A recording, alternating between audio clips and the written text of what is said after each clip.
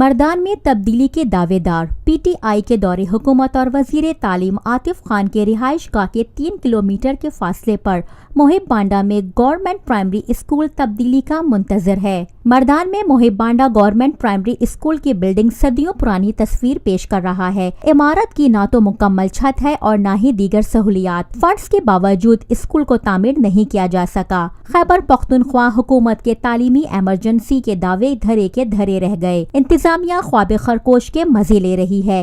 200 طلبہ پر مشتمل یہ گورنمنٹ پرائمری اسکول آج تک اپنی بلڈنگ سے محروم ہے۔ علاقہ مکینوں نے حکومت سے فوری نوٹس لینے کا مطالبہ کیا ہے۔ Lotus Lake Towers, a groundbreaking endeavor by Lotus Properties۔